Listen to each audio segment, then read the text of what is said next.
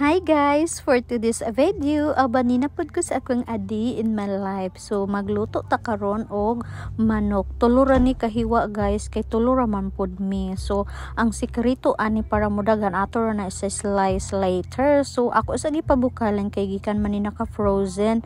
Ako sa gipabukalan og pinakuan para mawala to yung mga ice-ice ba niya mahumok.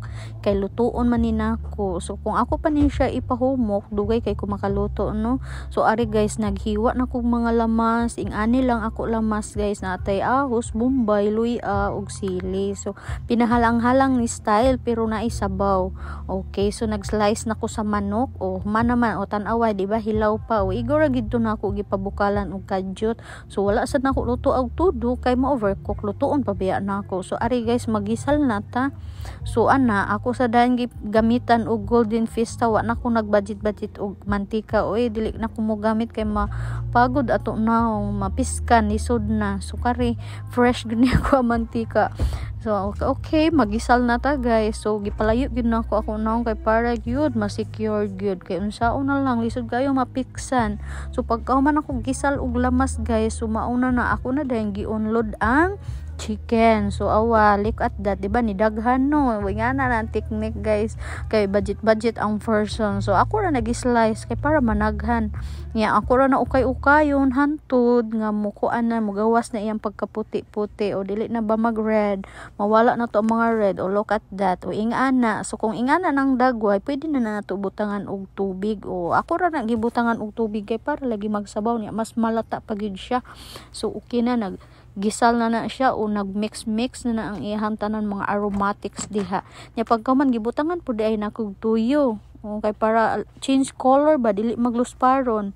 So butangan ta nagtuyo usa ra gud to kaing ato ba kay para di na ta magbutang-butang ug unsa pa na dinhang lamas kay limited edition ya nagdinalian ra pud ko. So gamay ra man ni okay.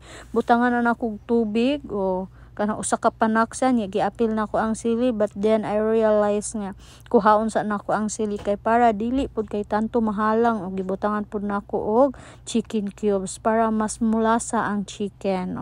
Di ba bongga kaayo. So gikuha nako ang sili guys para di kaayo mulata kay mahalang. So nara ba koy bata mukaon, so di niya na mukaon kay halang man. So tangtangon lang nako, ibalik ra ko na later.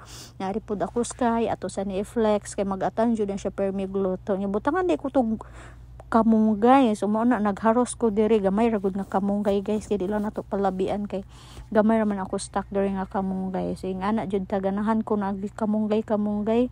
So pagkahuman dara ba gwapa na kaayo no ni ato na ilunod og kamunggay ug ang katong sili kay luto naman na. So okay na ukayon ra ta na kadyot nya pagkahuman hapit na ta maluto guys. So ato ra na tilawan kung kumusta ang lasa ukayon sa nako para ma-mix nya tilawan nako kung usa guys. Wa jud ko nag-expect super kalami. Why atik na tilawi gud ninyo di ba lami kaayo. Na-amaze gid ko sa ako nilutuan kay pinakalit ra niha pero perfect kaayo nga pagkaluto. So mao na ni ang final touch guys. So diri na lang ko to, bye bye.